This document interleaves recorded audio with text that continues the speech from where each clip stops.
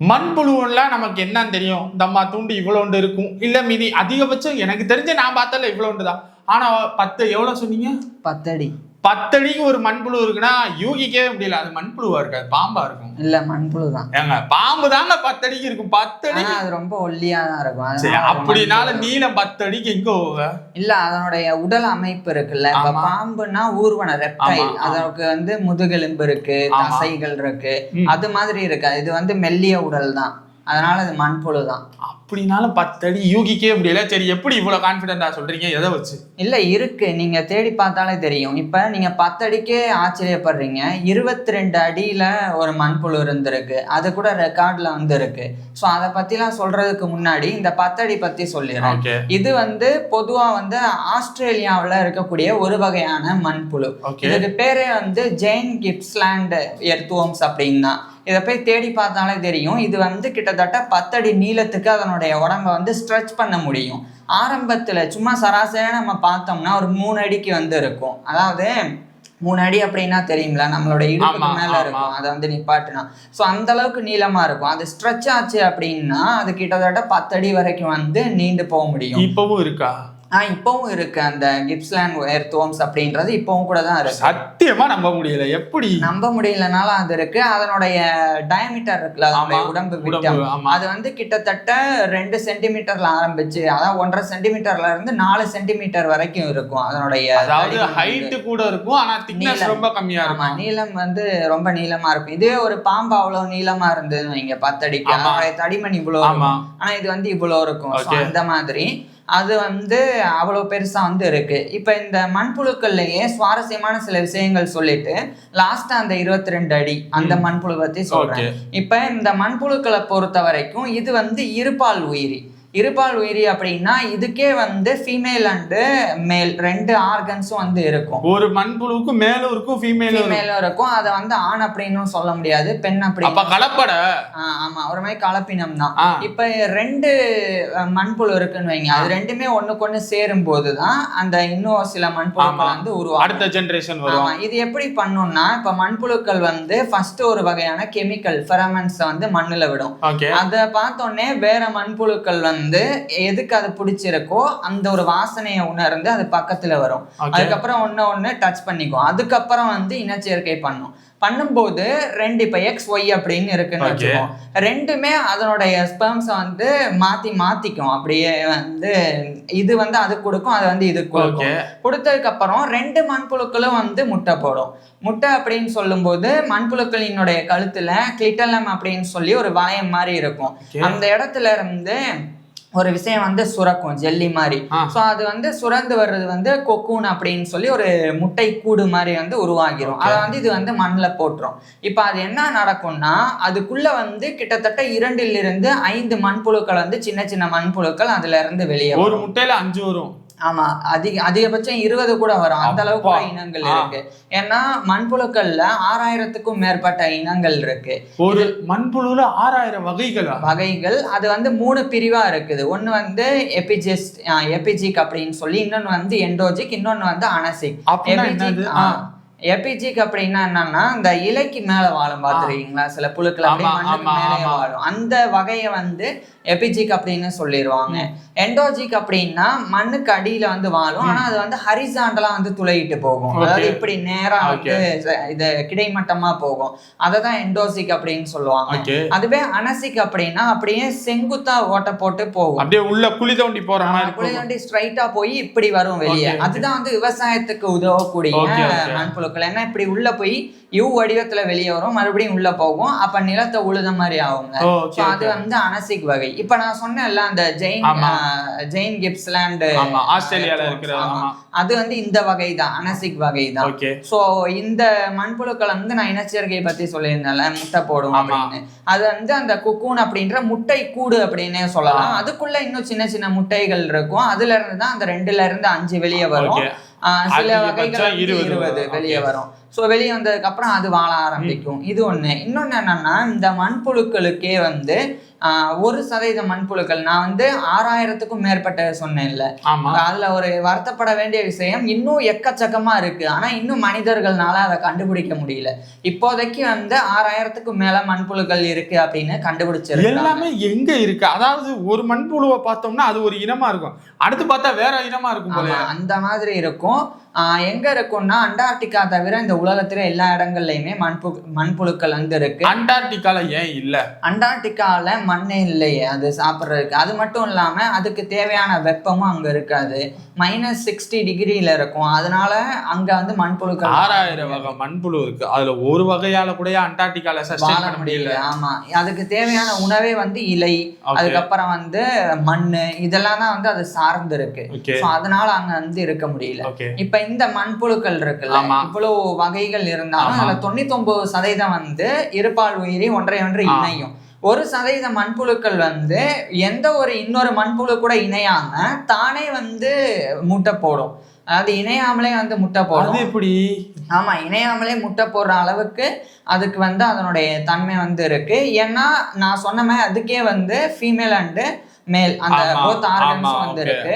அதனுடைய அந்த கிளிட்டலம்ன்ற வளையம் இருக்குல்ல, அதுல தானாவே விந்தணுக்கள் சேர்ந்து கருமுட்டையும் உருவாகி அப்படி தானா வந்து முட்டை போடும். அதே மாதிரி இந்த 99%மும் வந்து ஒருவேளை இணை கிடைக்கலன்னா இதுவாவே முட்டை போட்டுரும். அதனால ஒரே ஒரு மண்புழு மட்டும்தான் இந்த உலகத்துல தப்பிச்சு இருக்குன்னா கூட, இப்ப எல்லா மண்புழுக்களும் அழிஞ்சிருச்சு. கடைசியா ஒண்ணு இருக்குன்னா கூட அதை வச்சு அதை அடுத்த ஜெனரேஷன் நம்மளால அப்படி வர முடியாது. ஆனா மண்புழுக்கள் நினைச்சா அந்த 1 லட்சக்கணக்குல கூட காலப்போக்குல மாறிடும். அந்த அளவுக்கு வந்து மாறும். அதனாலதான் 6000க்கும் மேற்பட்ட வகைகள் இருக்கு. அதனாலதான் இன்னும் அழிஞ்சு போகாம மண்புழுக்கள் அப்படியே வந்து இருக்கு. சோ இது வந்து ஒண்ணு. எனக்கு மண்புழுவை பத்தி சொல்லல எனக்கு ஒரு 2 சந்தேகங்கள் வருது. முதல், மண்புழுவை வெட்டினோம்னா அது வந்து தலை தனியா இது வால் தனியா பிரிஞ்சதுல, அந்த வால் மட்டும் எப்படி திருப்பி ஆடிக்கிட்டே இருக்கு?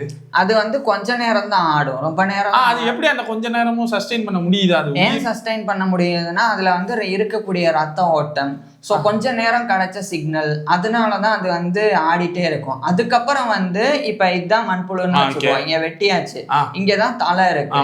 அப்ப தலை பகுதியில தான் அதுக்கு வந்து மூளை மாதிரியான ஒரு கிளஸ்டர் இருக்கு. அதுக்கு மூளை கிடையாது, மூளைக்கு பதிலா அதுக்கு வந்து செரிபிரல் கேங்லியா அப்படின்னு சொல்லி ஒரு முனை இருக்கு. அதுதான் வந்து இந்த சிக்னல் எல்லாம் கொடுக்கும், இதயத்தை எப்படி ஆப்ரேட் பண்றது அதெல்லாம் பண்ணும். ஸோ அதனுடைய சிக்னல் கிடைக்கிற வரைக்கும் தான் அது வந்து தனியா துடிக்குமே தவிர கொஞ்ச நேரத்துக்கு மேல அதுல ரத்த ஓட்டமும் இருக்காது, ஒண்ணுமே இருக்காது. அது தானா வந்து அப்படியே வந்து கடந்துரும். ஸோ அது ஒண்ணு. இன்னொன்னு என்னன்னா, இப்ப மண்புழு இருக்குல்ல, அது வெட்டுனா வளருமா அப்படின்னு சொல்லி என்னோட 2வது கேள்வியா இருந்துச்சு. நீங்களே சொல்லிட்டீங்க, வெட்டினா வளருமா எப்படி? இன்னொன்னு சொல்லி கேள்விப்படுறோம். இப்போ ஒரு சில பேர்லாம் நம்ம மட்டும் சொல்லியிருக்காங்க, மண்புழு வெட்டினா திருப்பி வளர்ந்துருப்பா அப்படின்றாங்க. இது உண்மையா? இது என்னது? இது எதுக்கு சொல்றாங்க? இது வந்து உண்மைதான். இப்ப இது மண்புழு, இந்த மண்புழுவை வெட்டிட்டோம்னா அந்த வால் பகுதி வந்து வளராது, அது வந்து அழுகி போயிடும். ஆனா அதனுடைய உடல் பகுதி வந்து மறுபடியும் கொஞ்சம் கொஞ்சமா அந்த வால் பகுதியை வந்து உருவாக்கிடும். அது ஏன் உருவாக்கும் அப்படின்னா, அதனுடைய உடம்புல அதிகமா ஸ்டெம் செல்ஸ் அப்படின்ற ஒரு வகையான செல்கள் இருக்கு. அந்த செல்கள்னாலதான் இது வளருதா? ஆமா, ஃபர்ஸ்ட் அந்த செல்கள்னா என்னன்றத சொல்றேன். இப்ப நம்மளும் வந்து குழந்தையா இருக்கும்போது, குட்டியா கர்ப்பப்பையில இருக்கும்போது நமக்கு ஸ்டெம் செல்ஸ் வந்து ஜாஸ்தி இருக்கும். அந்த ஸ்டெம் செல்ஸ் தான் கொஞ்சம் கொஞ்சமா போய் நம்மளுடைய ஸ்கின்ஸ் எல்லாம் மாறும், ஸ்பெஷலிஸ்டா மாறும், போன்ஸ் எல்லாம் மாறும், ஐஸ் எல்லாம் மாறும். இந்த மாதிரி வந்து ஒவ்வொருக்கும் ஏத்த மாதிரி ஒவ்வொரு செல்லாம் மாறிடும்.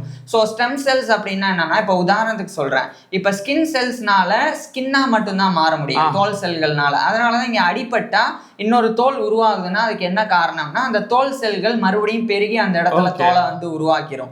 அதே மாதிரிதான் எலும்பு உடைஞ்சா அந்த இடத்துல மறுபடியும் எலும்பு சேர்றதுக்கு எலும்பு செல்கள் வந்து, அப்போ ஸ்டெம் செல்ஸ் வந்து அதுக்கு ஏத்த மாதிரி மாறி எதுவா வேணா மாறும் ஸ்டெம் செல்ஸ். அதனாலதான் நம்ம ஒரு ஸ்பெர்மா இருந்து அதுல இருந்து கொஞ்சம் கொஞ்சமா ஒவ்வொரு ஆர்கன் உருவாக்குறதுக்கு அந்த ஸ்டெம் செல்ஸ் தான் காரணம். அது நமக்கு எது எவ்வளவு அளவுல தேவையோ அவ்வளவு அளவுக்கு அதுவே மாறிடும். ஆனா ஒன்ஸ் அந்த ஸ்டெம் செல்ஸ் வந்து ஸ்கின் செல்ஸா மாறிடுச்சுன்னா மறுபடியும் அந்த ஸ்டெம் எல்லாம் மாறாது. ஆனா இந்த மண்புழுக்களை பொறுத்த வரைக்கும் அதனுடைய உடல் முழுக்க ஸ்டெம் செல்ஸ் வந்து இருக்கு. அதனாலதான் வால் வெட்டப்பட்டா அந்த இடத்துல வால் இல்லை அப்படின்னு சொல்லி மறுபடியும் அந்த இடத்துல இருக்கக்கூடிய ஸ்டெம் செல்ஸ் வந்து வால் செல்களா வந்து மாறிடும், அந்த தோல் செல்களா மாறி வாலை வந்து உருவாக்குது. அதனாலதான் அது வெட்டினா வந்து வளருது. இப்ப நமக்கு ஸ்டெம் செல்ஸ் இருக்குன்னு சொல்றீங்கல்ல, நம்ம வந்து குழந்தையா இருக்கையில நமக்கு ஒரு ஸ்டெம் செல்ஸ் இருக்கும், அது இம்ப்ரூவ் ஆக நம்ம இப்ப இப்படி வந்து இருக்கோம், வெவ்வேறு செல்களா ஸ்பெஷலைஸ்டா மாறிடும். இப்ப மண்புழுக்கும் ஸ்டெம் செல்ஸ் இருக்கும்ல, அப்ப அது ஏன் இன்னும் சின்னதாவே இருக்கு மண்புழு? மண்புழு வந்து சின்ன, அதாவது இது வந்து அளவு சார்ந்தது கிடையாது. நீங்க வந்து அளவுல தானே கேக்குறீங்க. அளவு ஒரு பரிணாம வளர்ச்சின்னு சொல்லலாம்ல. இது பரிணாம வளர்ச்சியில வராது. நீங்க கேட்க வர்றது என்னன்னா, இப்ப நமக்கு ஸ்டெம் செல்ஸ் இருக்கு, நம்ம இவ்வளவு சின்ன இதுல குழந்தையில இருந்து வந்துட்டோம் அப்படின்னு, அது வந்து அந்த அளவுக்கு வளரலன்னு. அதுக்கும் இதுக்கும் சம்மந்தமே இல்லை. ஸ்டெம் செல்ஸ் அப்படின்றது வளர்ச்சியை குறிக்காது. ஸ்டெம் செல்ஸ் அப்படின்றது என்ன செல் ஆவனா மாறுமே தவிர அது வந்து growth ஹார்மோன் கிடையாது. growthக்கு இது ஹெல்ப் பண்ணாது. அதாவது என்ன growthக்குன்னா உடல் வளர்ச்சிக்கு ஹெல்ப் பண்ணாது. ஆனா ஒரு உறுப்பு செதஞ்சா அந்த உறுப்பை மறுபடியும் ரிப்பேர் பண்றதுக்கு இது சரி, ரீஜெனரேட் பண்றதுக்கு ஸ்டெம் செல்ஸ் வந்து உதவியா இருக்கும். நமக்கு ஸ்டெம் செல்ஸ் இருக்கு. எங்க இருக்குன்னா கல்லீரல்ல இருக்கு. அதனாலதான் இந்த லிவர் டிரான்ஸ்பிளான்ட் பண்ணும்போது சில பேர் வந்து இந்த கல்லீரல்ல ஒரு பகுதியை வந்து தானமா கொடுப்பாங்க வெட்டி.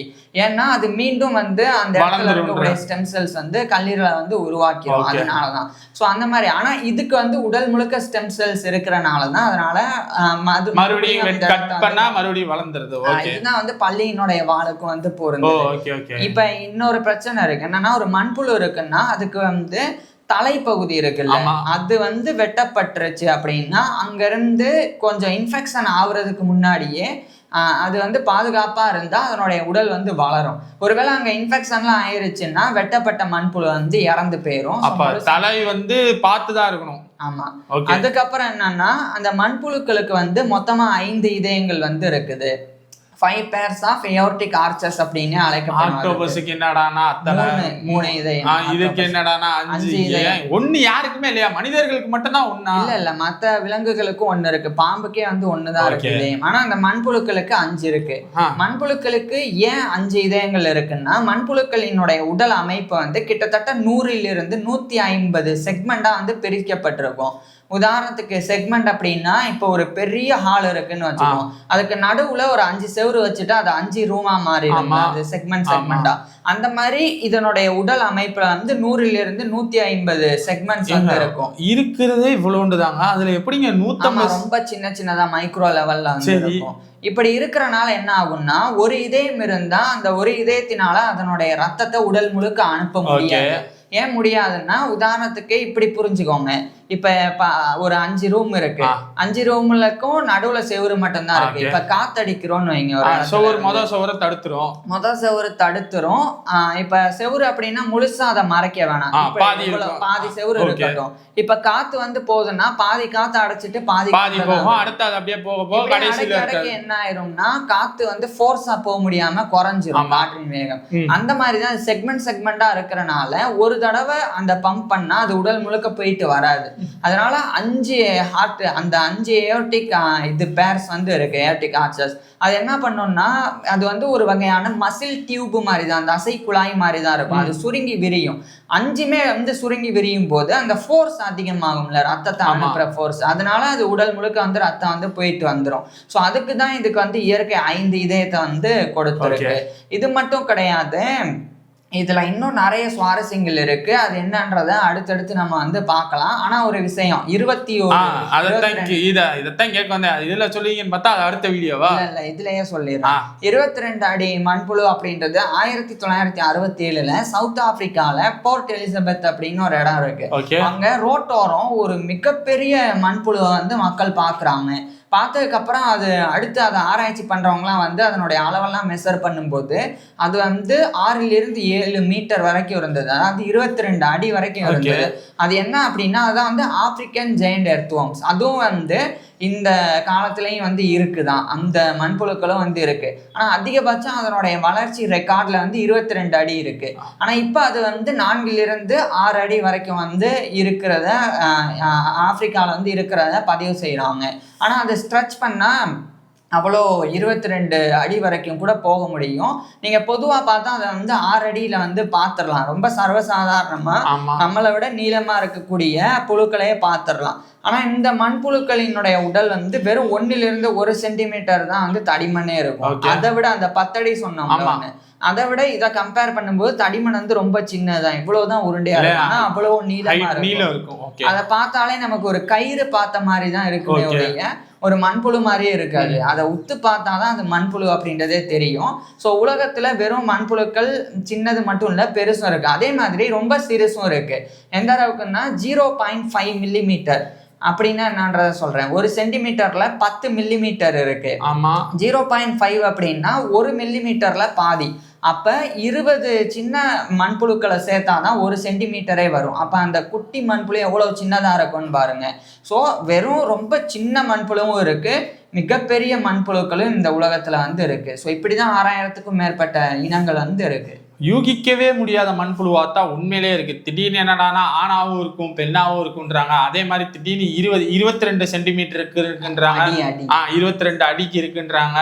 திடீர்னு 0.05 மைக்ரோவா மில்லிமீட்டரா 0.5 மில்லிமீட்டர் இந்த லெவல்ல இருக்குன்னா இதெல்லாம் எப்படி, ஏன் அப்படின்றது. ஓகே, உங்களுக்கு ஏதாச்சும் ஒரு சில கேள்விகள் இருக்கும், அதை கீழே கமெண்ட் பண்ணுங்க. அதே மாதிரி அடுத்த வீடியோல ஏதாச்சும் ஹூக்கு இல்ல இன்ட்ரோ இல்ல, அது அடுத்த வீடியோலயே பார்ப்போம். அப்போ ஏதோ ஒரு கண்டிப்பா ஏதோ ஒரு பெரிய சரக்கு இருக்கு, இதுல சொல்லாம இருக்காருனாலே கன்ஃபார்ம் பெரிய சரக்கு இருக்கு. அடுத்த வீடியோல வந்து அந்த சரக்கு வந்து ஊர்ல இறக்குறோம். உங்களுக்கு ஏதாச்சும் இருக்குன்னா அதை கீழே கமெண்ட் பண்ணுங்க. தேங்க்யூ.